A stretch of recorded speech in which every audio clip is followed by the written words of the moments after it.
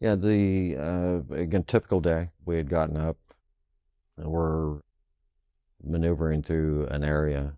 We could hear kind of off in the distance what sounded like a fairly significant firefight or something going on, 2, 3 clicks away probably. And Delta Company made contact with a pretty significant, and I don't know the size of it, but a very significant sized North Vietnamese unit, and had gotten themselves almost surrounded, and I think one of the platoons even cut off. We didn't really know a great deal what was going on. The call came in to Captain Erickson to put together a platoon and maneuver it. We were picked up by helicopter and kind of air assaulted into a small kind of open area that we could get into. And when we got on the ground there, Captain Erickson explained to all of us the bottom line was, and his statement, it struck me as probably a primer in leadership. He provided purpose, direction, and motivation by simply saying that, we're going to maneuver up this bridge line and we get to Delta Company tonight or we bury them in the morning. It, again, provided you the purpose, what we're doing, the direction, and the motivation. We knew what was at stake there. Delta Company was very much in a broken arrow type situation. Broken arrow meaning the unit's in danger of being completely destroyed. Well, again, we trained there at China Beach on doing exactly that sort of thing. How to maneuver up, set up the suppressive fire. We were going up the ridge line to the location where they were and that we thought they were at. And again, in areas like that, you just can't see that well. Area we were pretty familiar with because very close to Hamburger Hill. When we started maneuvering up, I had to point. The first 4 guys behind myself were hit and obviously put the mission that we had in a great deal of jeopardy. I couldn't see where the bunker was that had engaged us that effectively. So I started maneuvering until I could kind of draw fire. Once they did that, I was able to isolate exactly where they were, and I simply maneuvered up and took that first bunker out. I used typically 3 to 5 second rushes, which is the kind of the way you're trained. Try and look at a place that's got a tree, got a rock, got something, and maneuver from one to the next and try and draw fire. Once they've drawn the fire, there's always a kind of a hesitation, and then if you're a good shooter, you can start putting your own suppressive fire down, which is what I did to try and keep his head down. He's only got one small hole like that he can actually look through, and if you can keep rounds going at that, obviously it becomes impossible for him to fire on you. Yeah, I moved up to, again, the portal he had. I was able to put my N16 in there and kill both of the soldiers who were inside. I thought we'd cleared it and things had accomplished what needed to be accomplished. So I stood up on top of the bunker and was waving to the platoon to come on up so we could continue moving forward because that bunker had been taken out. And when I did that, I received fire from a second bunker that hit my rifle, destroyed it. Not instantly or anything like that. It hit right in the magazine and exploded a couple rounds. So it made it pretty useless. You don't really think in the sense that problem solving or something like that. The first thought that hit my head was, well, these guys in that bunker have rifles, so I grabbed one of their AK-47s. Again, so much was going on. It's like playing football or something like that. You get hit hard, you just got to continue moving. Next bunker, the bunker was firing. I just, and again, part of it was from the learning from Hamburger Hill and the other things that we've been through. It's like, hey, if you let them develop their defense, maneuver their forces, they're going to make it so that you can't get through. So I was just determined to move forward as fast as possible and take that one out. And I did that with just hand grenades. One of the U.S. soldiers from Delta Company that had been killed was laying there, and his M16 was there, so I was able to switch out. Obviously, the ammunition I carried worked on an M16, not an AK-47, so it gave me the weapon that I needed to work, and started receiving fire from a third bunker. At that point, I mean, I realized my platoon wasn't following. I think they thought I had perished or whatever had occurred, and they decided to maneuver over to the right hand side to try and flank the bunker that I've already taken out.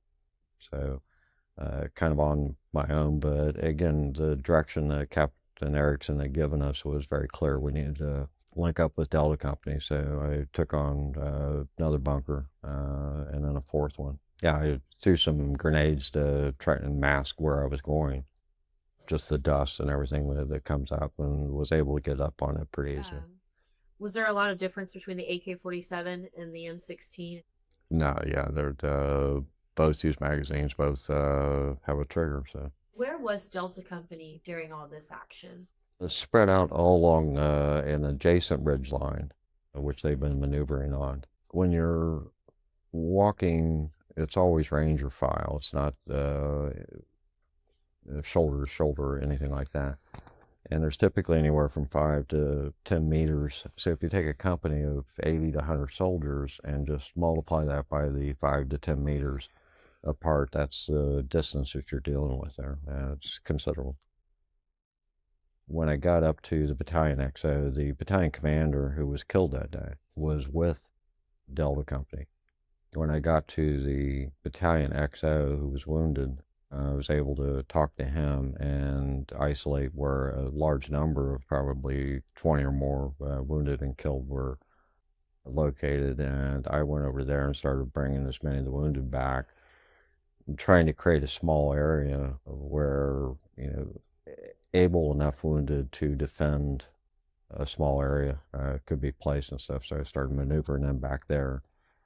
Shortly after that, Captain Erickson and the rest of my platoon was able to get up there, and we were able to expand the perimeter of our defense considerably. It started somewhere in the 3 or 4 o'clock in the afternoon, I believe, when we started engaging. And again, that's what was important about it. We had to get it done then before it got dark and impossible to accomplish that.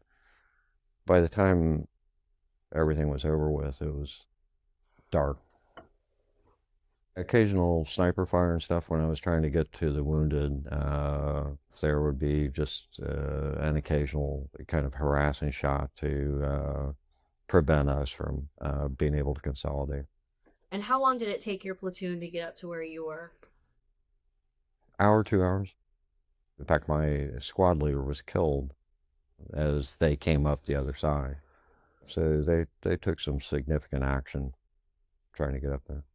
Again, they went to the left, and it's not the ridge line itself. It's if you kind of envision a hill, there's a pathway up to it, and then there's a non-pathway. They were maneuvering up the hard way of getting there. So, what happened to the 4 other guys that had been hit when you were moving up towards the bunkers? They were brought up to the top of the hill where we had created kind of a small area for those that had died, and then also those who were wounded.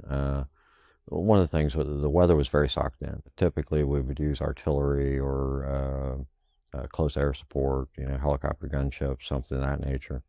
But with the fog and everything, it was impossible to direct any kind of fire like that, and also impossible to get medevac in to get the soldiers out. So we kind of hunkered down for the evening, try to take care of the wounded, and then get them out first thing in the morning.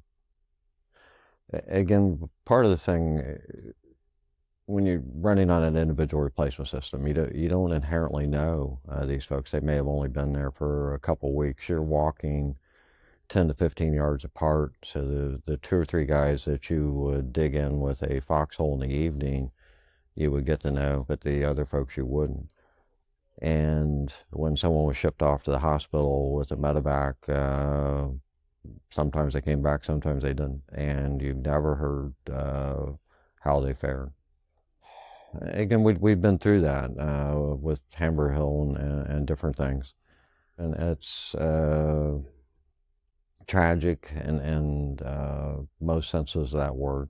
But at the same time, your focus is trying to take care of them, make them comfortable, and let them know that things are going to be okay. A lot of times we talk about what in World War II they developed as the $1 million wound. You know, hey, this one's going to send you home.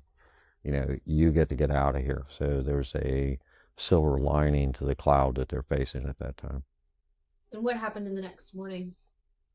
We simply got the our soldiers evacuated out, both the dead and wounded. With the wounded being the priority to get them out and back to facilities, and then went through the bunker complex to search it for any kind of intelligence that we could glean from that. You know, how much they've been using it, what sort of supplies they had there, things of that nature to let us know, yeah, what they were doing. Did you find anything useful? I don't know. Again, I'm at that time a young private or specialist in the Army. You know, my job is to engage and destroy the enemy. The company commander, platoon leaders, and stuff take a look at those things, pass it on up to higher headquarters so they can analyze it and determine whether or not it's important. And when did you find out that you were going to be receiving the Medal of Honor? That I didn't know. I wasn't aware I was even submitted. I was back in Fort Meade, Maryland. I had gone home for the weekend in Ohio, and I received a call at my home that said, "Hey, you need to get back here." And I think a week later, if I was awarded the medal. I was 20 years old. The world was very overwhelming at that point. I mean, you're going to the White House, you're meeting the President of the United States. There's a lot of national press and people like that asking questions, and you know, my focus at that time, I was very close. I think 2 weeks later, I was out of the Army. I was wanting to get out and pursue that lifelong dream of going to college. So, Who put you in for the medal? my company commander. At that time, and even still today, you know, the hoopla over it and the award and things of that nature, it's hard for me to understand in a lot of ways. It was typical things that we did.